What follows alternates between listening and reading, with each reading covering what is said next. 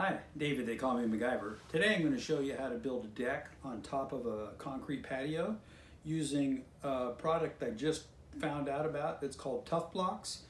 They cost about the same as the concrete pier blocks, but they're way easier to work with and way lighter.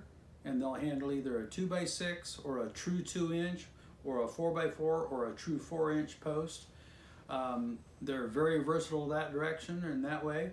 I'm also going to show you the countersink bit that I've used and how easy it is to use that. And I use Rafter tape on top of all the joists that makes your deck last longer. So hang tight and we'll get started. So here I'm ripping a 2x8 and I'm doing it by myself. I've got material rollers that go to the other end, but because the board is heavy, it drops down. But I just kind of lift it up and get it started on the roller, and the board won't go anywhere because it's so heavy. The saw is not going to throw it backwards. And you just walk back around, you can push it through. Of course, as soon as you get it through, you want to shut off your saw.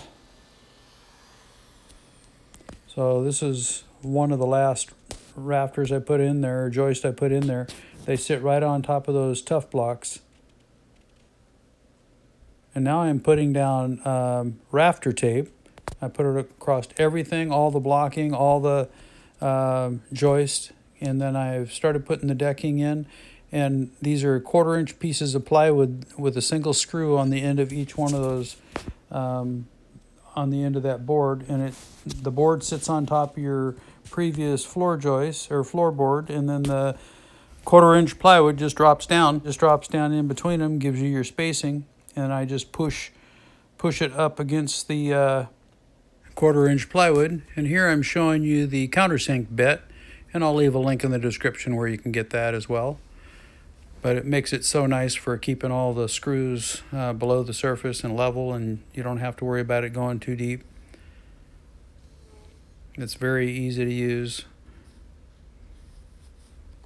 I usually fasten screws on one end and then go to the other end, and then I can go to the field and run the countersink bit in all those. So I'm actually going to push with my leg there until I get the first screw in, and then I can let go, and that keeps the tension up against that 1/4-inch plywood, that little spacer on my jig. Very simple to make. Just put a single screw on it, then you can actually grab that piece of wood. If one end will come out and the other won't, then it'll actually pivot and pull it out. If not, then you can just use a little pry bar and pop it up out of there if it's a little bit too snug.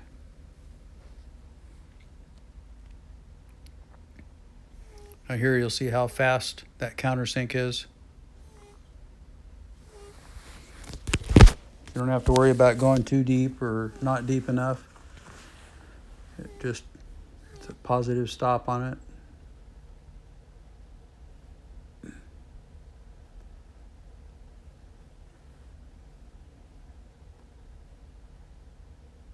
And then I'll put the screws in.